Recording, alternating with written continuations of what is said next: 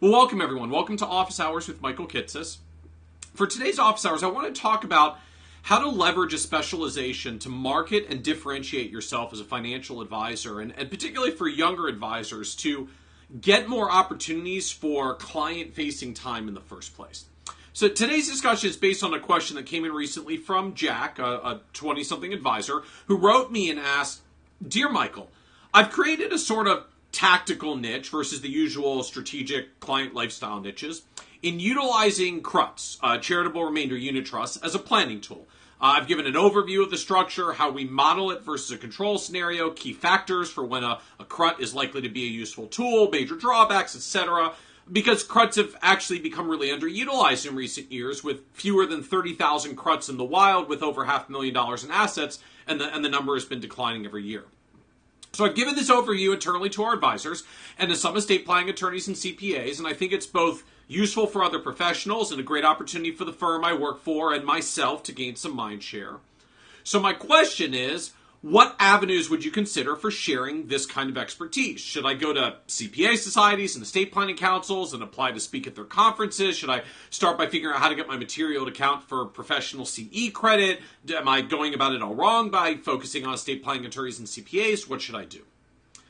So this is a great question, Jack, and I love how you've created a subject matter expertise for yourself, especially as a younger advisor. This is a great way to start to differentiate and stand out, even within your own firm and pursuing your own career track, not to mention eventually with prospective clients. In fact, it's actually the same path that I used to get my own advisory career going in my early days. So in my second year as an advisor, I was working in a paraplanner role at an independent broker-dealer, and this was back in the very early 2000s, which was the heyday of variable annuities with living benefit riders. And the annuity companies were creating new riders with new features like every couple of months continuously. And it was getting really difficult and complex just trying to keep track of them all and which was which and how they worked and the differences between guaranteed minimum income benefits and new guaranteed minimum withdrawal benefits that were coming out. And so I decided to get copies of specimen contracts for all the major annuities that were popular at the time. And I read every single one. And I made a giant spreadsheet that cataloged them all, which type of rider it had and how it worked, and did they have a ratcheting high water mark benefit base or a guaranteed growth rate on the benefit base? Was that growth rate 5% or 6%? And were there investment restrictions? And what was the cost, the contract, and the rider, and all the underlying funds? All the information that you would need to be an expert in this space. So I did my homework, I put together my giant spreadsheet, and I created my own mini-specialization in variable annuities with living benefit riders. And in the process, I immediately became the go-to expert on annuities for all the advisors in our firm. And as a younger advisor trying to get more experience and face time with clients, it was amazing. Because now whenever there was a discussion about annuities, anytime it came up with a client, the advisors just called me to come in because they knew I knew the details better than they did. So bringing me in made them look good. And I got a ton of valuable client experience early in my career because I'd formed this own mini specialization and leveraged it within the firm to grow my career. And eventually it turned into a book I published that we've now done 5 editions on, The Advisor's Guide to Annuities. And this is precisely why I'm such a huge advocate of advisors finding niches and specializations. Now, there is actually an important difference between the two. A specialization is typically about some kind of subject matter expertise. So mine was variable annuities with living benefit riders. Jack's is charitable remainder trusts. Ed Slott is the IRA guru. Everybody knows that's his specialization. A niche, by contrast, is about serving a particular group of clients that have a particular need. And you've crafted some kind of service or solution to solve that need. So you might have a niche in serving airline pilots who need to navigate their airline pension system, or executives at a corporation that need to know how to handle their firm's unique executive compensation package of options and restricted stock and deferred compensation. Or maybe you're working with recent widows who are trying to figure out how to transition to the next stage of their lives, or new retirees who are trying to make that transition to the next stage of their lives. The reason why these matter is that ultimately, whether it's a niche or a specialization, you become more referable when you have one. People can more easily refer to you when your introduction goes beyond just saying you're a financial advisor. Because now if I've got one of these niches or specializations, when I meet someone, I don't have to say, hi, I'm Michael, I'm a financial advisor, which usually makes people take a couple of steps back. No one likes to talk to financial advisors these days. Instead, I could say, hi, I'm Michael. I advise recent widows on how to put their lives back together after a tragic loss. Or I'm Michael. I work with people who are charitably inclined and want to leave a bequest to charity after they pass, but don't want to undermine their current retirement plan while they're still alive. These are niches and specializations that define really specific needs or problems. And if you have that problem, or you know someone that has that problem, I'm instantly going to come to mind. If I say, hi, I'm Michael. I specialize in recent widows trying to put their lives back together after a recent loss. Anytime you meet a widow, I am immediately going to come to mind, beating out any other financial advisor you know. Your brain is going to make that connection all by itself. That's what our brains do. They make connections. And now I own that spot on your brain for who do you call when you meet a widow who needs help.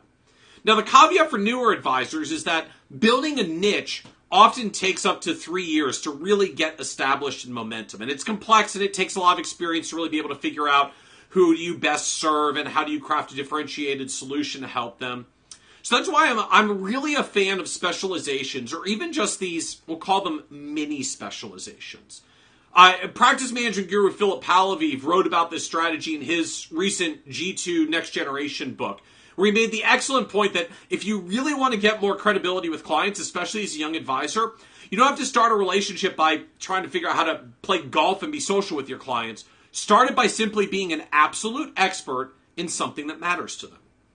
And that's what Jack is doing with his charitable remainder trust mini-specialization. And that's what I did early in my career with my mini-specialization in variable annuities with living benefit riders. Because when you shrink the domain of what you need to learn on a specific topic, you really can become an expert in a relatively short amount of time. You don't need to be an expert in everything about everything. You just need to be a really good expert in one thing and be really awesome at it. Both to establish yourself in your own advisory firm and get credibility with clients as a younger advisor, and eventually develop and get your own clients who come to you as a recognized expert in your area of specialization. So for those of you who don't have at least some kind of mini-specialization expertise to differentiate yourself, would strongly urge and encourage you to go down that path. But for the rest of today's office hours, I want to talk to those of you like Jack who maybe have formed some kind of mini-specialization, and now you're trying to figure out what to do with it. The virtue of having a niche or specialization, again, is that it makes marketing a lot easier as a financial advisor because you become more referable. If you know exactly who it is you're trying to serve, you can make really targeted marketing plans to reach them. A few months ago, I wrote about this on the blog. If you have a niche in a particular profession like architects, you can immediately get focused in your marketing. Write architects for the write articles for the architect trade publications. Get interviewed on the Architect podcast. Join the Architect Association and volunteer. Find opportunities to speak at architect conferences. Now, one of the problems with, or I should say challenges with specializations, and particularly mini-specializations, is that there may actually be a lot of different people who could potentially fit that particular mini-specialization, like who have that problem and need to know about that thing. Which means the process of marketing your specialization is a little bit harder. If I have a niche in architects, I know where to go. I join an architect association. If I have a mini-specialization in charitable remainder trusts, well, there's no association for consumers who are planning to set up a charitable remainder trust next year. If I need to set one up as a consumer or learn about them, I may go searching for information, but I'm probably not involved in a charitable remainder trust association leading up to that moment. Instead, I'm just going to go online and search when the time comes. And because of that, I think the best possible way to establish yourself with a mini-specialization is to make a website, a blog, that little virtual office of your own on the internet that makes it possible for others to find their way to you and this specialized expertise that you have. So, Jack, I begin by starting a website on CRUTs. You can write about what CRUTs are, how they work, the history of CRUTs, why use CRUTs and not CRATs, how new tax law changes impact CRUTs, how CRUTs compare to alternatives like donor advised funds, charitable planning strategies with CRUTs, retirement planning strategies with CRUTs.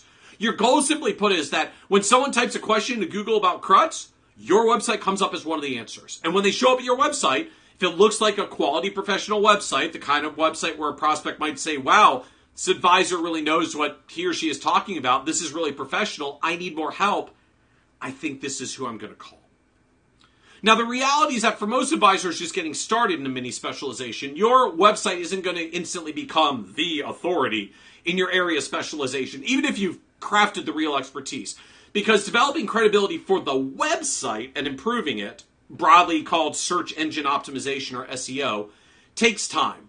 But you have to build a foundation first. And your blog and your website to showcase your expertise on CRUTs is your foundation. From there, you need to start getting the word out. I'd encourage you to check out Michael Hyatt's book, Platform, which is all about how to begin what he calls narrowcasting your specialized expertise to get noticed in a really crowded, noisy world. Because the reality is that none of us are going to be on television, or few of us are going to be on television, reaching millions of people, but any of us can create our own platform that narrowcasts our expertise to our target market of people who actually want to learn about the thing that we're experts in.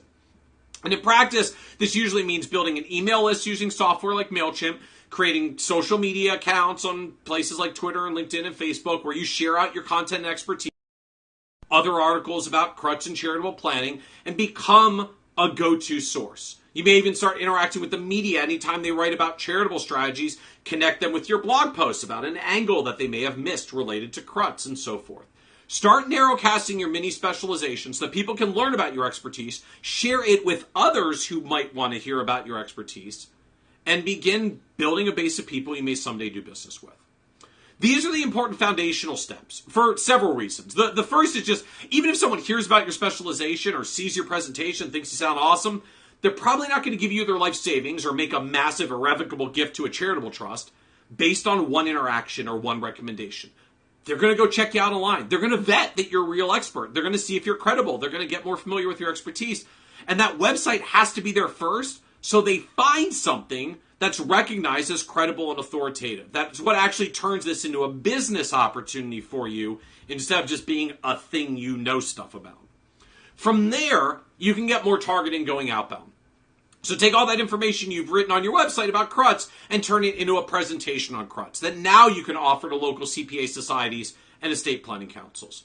I would point out, Jack, your question about CE, most of these organizations actually handle their own CE submissions and reporting. So typically you'll need to have an outline, a session description, learning objectives that you kind of make once as a standard thing for your presentation to establish that it's CE eligible and will qualify when they submit. But you usually don't actually submit for CE yourself. Just focus on making a good educational presentation that takes your online expertise and brings it to the physical world at an in-person event.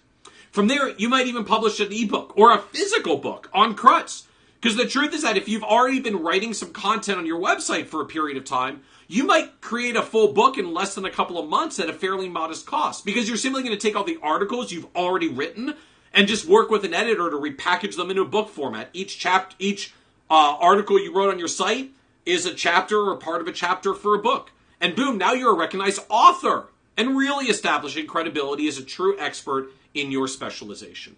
And the deeper that you go with the mini specialization, the more you'll eventually figure out ways to better target the content to people who might do business with you based on that specialization. So, Jack, maybe you'll start with CPAs and estate planning attorneys, but a lot of them already know about charitable remainder trusts because they draft them or do tax reporting for them and won't necessarily want more information for you. So maybe you'll write articles that showcase your expertise in other publications. Submit it to journals, submit it to trade publications. You can submit a guest post on Nerd's Eye View to showcase your expertise with a wider audience who might be able to refer to you. And you'll likely find other places to go over time as well. Perhaps to business owners selling their businesses who might want to set up a CRUT for the deduction in the year of their liquidity event, or executives who have their own stock option liquidity event and want to offset income from their options exercises that all hit in a single year. In essence, once you establish your mini specialization, the focus will start to shift from how do I get the word out about my expertise to a more targeted how do I find and reach the people who would most likely be interested in hearing about my expertise and do business with me. But first, you have to establish yourself as the expert. Otherwise, your pitches to those organizations to speak or write just sounds like a salesperson. They're not credible because they'll look you up online and not be able to establish that you're an expert. So you have to build the foundation first to establish your credibility in your area of mini specialization. And in the process, you'll learn a lot more about who really wants to hear about the specialized expertise you're writing about, for your presentations, and see who contacts you about your book and so forth. But you'll have a lot more to talk about to differentiate yourself than just saying, I'm a financial advisor who offers comprehensive financial planning and investment management to affluent clients like every other advisor. The key point, though, is that mini specializations don't take a lot to get off the ground in the first place because most advisors are generalists. You can pick nearly any financial topic and really focus in on it and become more knowledgeable than most other advisors and virtually every consumer, and to begin to differentiate with that expertise, starting in your office and then eventually branching outside as well. Niches are great, but they are a little more complicated. Mini specializations are great and a little easier as a place to start, especially for new advisors. So I hope that's helpful as food for thought about the importance of and value of crafting a mini specialization to start, differentiate, and gain credibility both within your advisory firm to advance your own career and eventually outside your firm to develop your own clients. This is Office Hours with Michael Kitces. We're normally 1 p.m. East Coast time on Tuesdays, although I had meetings all morning, so we're a little bit late today. But thanks for joining us and have a great day.